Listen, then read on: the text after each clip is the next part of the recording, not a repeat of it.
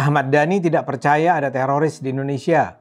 Dia berencana membubarkan Badan Nasional Penanggulangan Terorisme. Dia bahkan akan minta pemerintah membatalkan dana APBN untuk program anti-radikalisme dan anti-terorisme.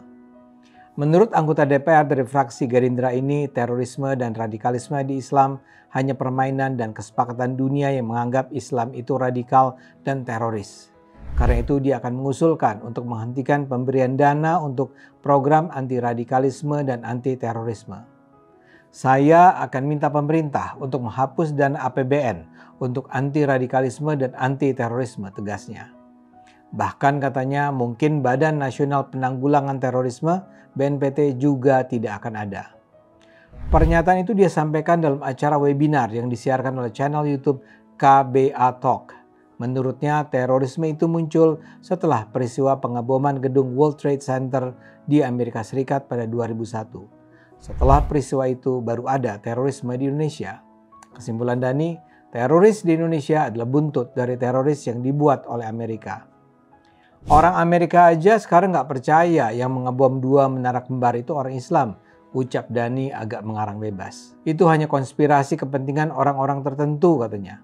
Setelah bom 2001 di Amerika, baru ada bom di Bali 2002. Jadi harus diberi garis merah antara bom di Twin Tower, bom di Bali, dan bom berikut-berikutnya. Ini yang ngerjain semua sama, ucapnya. Dia juga bilang serangan 2001 ke Twin Tower itu pasti bukan Islam, tapi hanya dibuat-buat untuk menyudutkan Islam. Dhani juga beralasan, kalau memang ada terorisme Islam di Indonesia, mestinya saat Ahok menistakan Islam pada 2016, dia sudah ada yang ngebom. Ketika Ahok menistakan agama, terorisnya kemana? Kok nggak ada yang ngebom Ahok? Aneh, terorisnya pada liburan. Justru ketika ada musuh Islam se-Indonesia, ujar Dhani. Yang dikatakan Dhani ini sangat mengada-ada.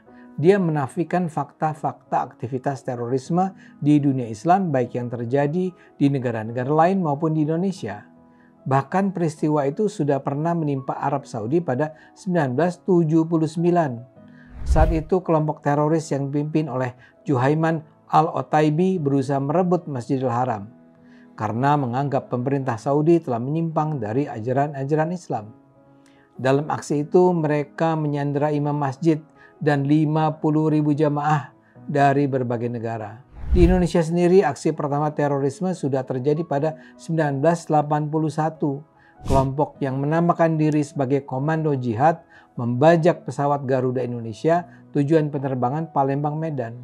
Dhani juga meracau. Dia tidak mau mengakui terorisme di dunia Islam hanya karena istilah itu katanya nggak ada dalam Islam. Ya mungkin aja istilah itu nggak ada, tapi kan perilakunya ada. Arti terorisme sendiri adalah penggunaan kekerasan untuk menimbulkan ketakutan dalam mencapai tujuan, terutama tujuan politik. Kalau mengacu pada definisi ini, banyak tindakan kelompok Islam tertentu yang melakukan tindakan itu.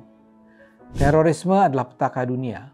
Sampai saat ini, berbagai aksi teror dengan menggunakan bendera agama terus terjadi di banyak negara, terutama di Eropa.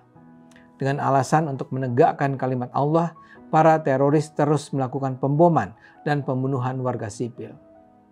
Mas Wakil Rakyat, tolong dong lebih peduli dengan kemaslahatan umat manusia ya.